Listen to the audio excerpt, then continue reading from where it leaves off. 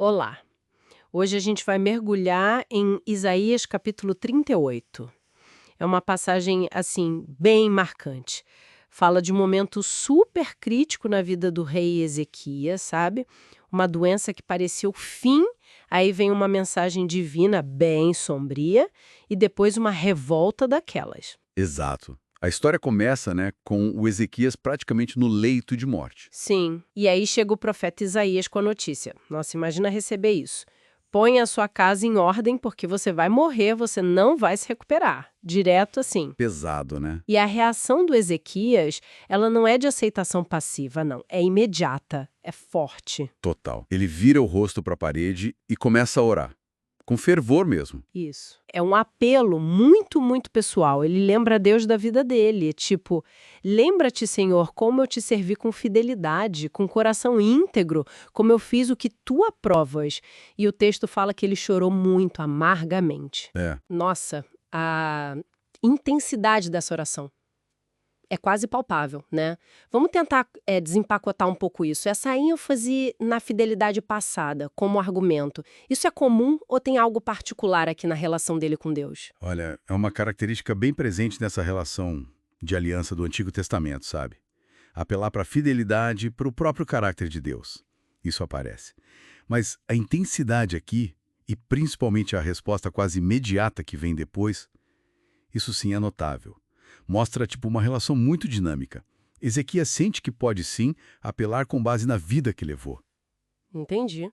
E a resposta divina é impressionante pela rapidez e pela especificidade. Sim, porque Isaías mal tinha saído, né? E já volta. Com outra mensagem. Deus ouviu a oração, viu as lágrimas. E a promessa, mais 15 anos de vida. 15 anos. 15 anos. E não é só isso, promete também livramento da Assíria, defesa de Jerusalém.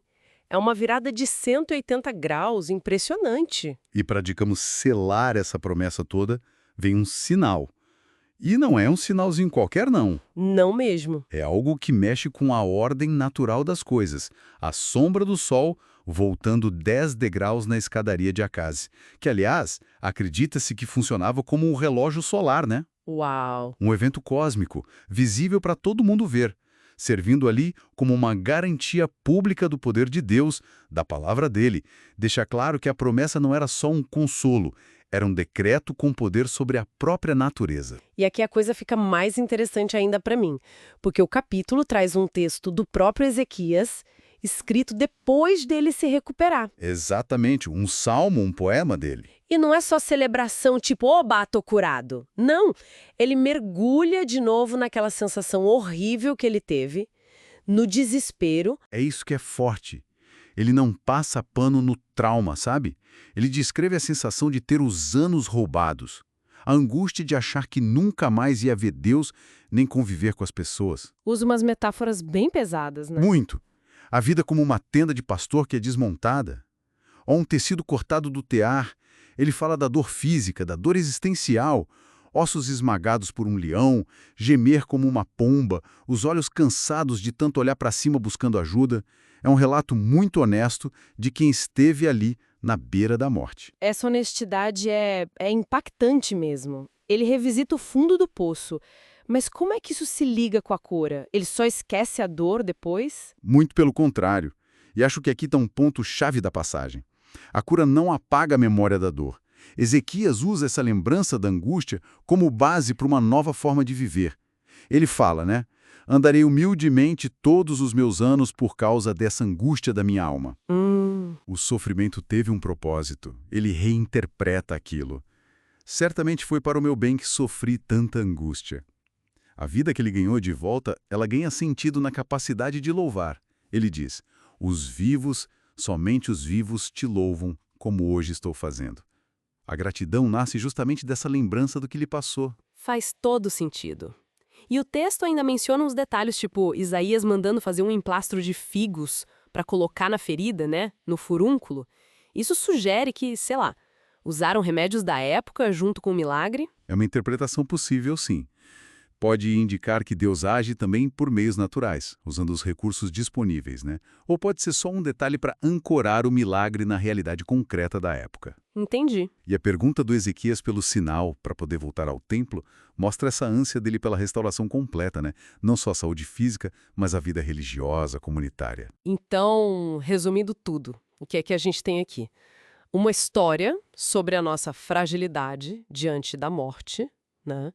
Sobre o poder de uma oração que vem do coração, baseada numa relação com Deus. Exato. Uma intervenção divina espetacular, com promessas, com sinal cósmico. E talvez o mais profundo, essa reflexão de como atravessar um sofrimento extremo pode mudar a pessoa, trazer humildade, uma gratidão que vem da memória da dor superada. E se a gente conectar isso num quadro mais amplo, a experiência do Ezequias, claro, tem elementos milagrosos, únicos, mas ela conversa com a nossa jornada humana, né? Universal. Levanta questões sobre fé, sobre sofrimento, sobre o valor que a gente dá para o tempo, para a vida, principalmente quando a gente encara a nossa própria finitude. A forma como ele processa essa quase morte e transforma a angústia em propósito, isso ecoa até hoje. Verdade. E acho que isso deixa para a gente uma provocação final, né? Para quem está ouvindo pensar um pouco, de que forma que lembrar e até articular as nossas próprias angústias do passado pode, de verdade, moldar um jeito mais humilde, mais grato de viver o presente. E dar um olhar mais significativo para o futuro. Uma ótima reflexão para a gente levar. Fica aí a ideia.